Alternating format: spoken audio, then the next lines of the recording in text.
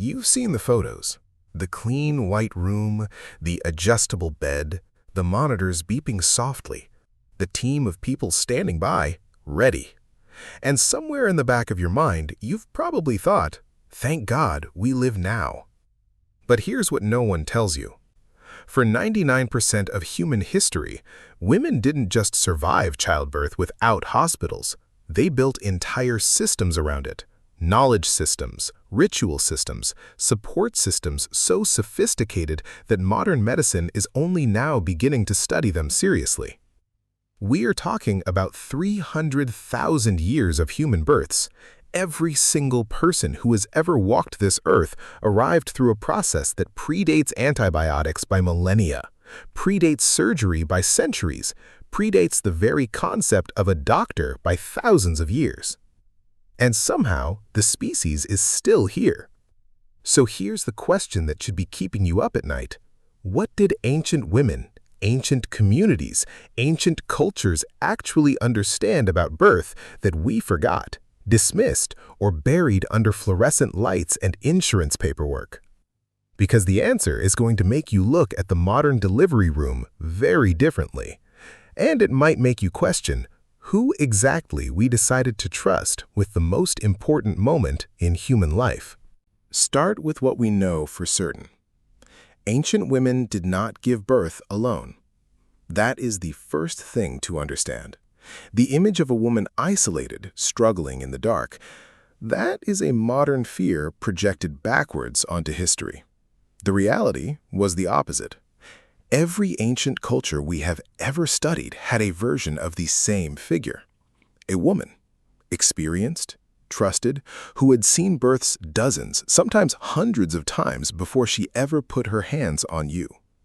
We call her a midwife. The word itself comes from Old English, mid meaning with meaning woman. With woman. That was the entire job description. You were not alone. Someone was with you. In ancient Egypt, midwives were called the wise women. They're depicted in tomb paintings dating back to 1350 BCE, crouching at the feet of birthing mothers, hands ready. The Ebers Papyrus, one of the oldest medical documents ever found, written around 1550 BCE, contains detailed instructions for accelerating labor, managing pain, and handling complications. These were not guesses. They were accumulated clinical observations written down by people who took this seriously. Here is what that means about us as a species. We did not stumble into reproduction. We organized around it. We created specialists. We transferred knowledge across generations with the same gravity we transferred knowledge about hunting, farming, and war. Birth was not a private medical event. It was a community technology. And then comes the twist. In 1847, a Hungarian physician named Ignaz Semmelweis noticed something horrifying. Women giving birth in the hospital, the modern, scientific hospital, were dying at rates 2 to 3 times higher than women giving birth at home with midwives. He figured out why. The doctors were moving directly from performing autopsies to delivering babies, without washing their hands. They were carrying death from the morgue into the delivery room and had no idea. He told his colleagues. They dismissed him. He was eventually committed to a mental asylum where he died, possibly beaten by the guards, at the age of 47. It took another 2 decades before the medical establishment accepted that hand-washing saved lives.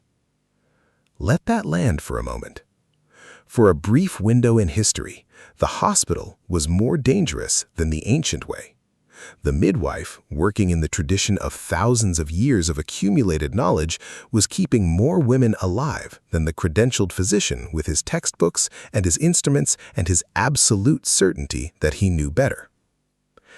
Ancient women in ancient Rome gave birth on a special stool, the sella obstetricaria, designed so gravity could do its work while the midwife had full access to assist.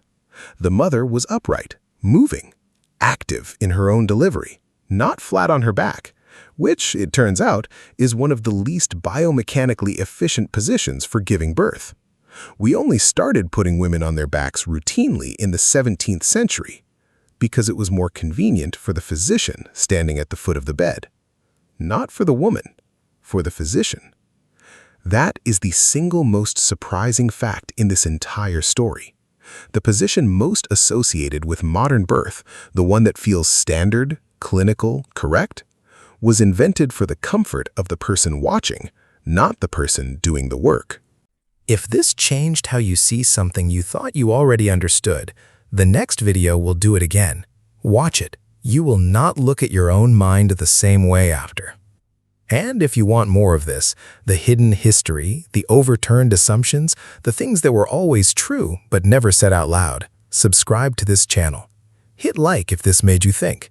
It takes 2 seconds and it means we can keep making videos that treat you like the intelligent person you are.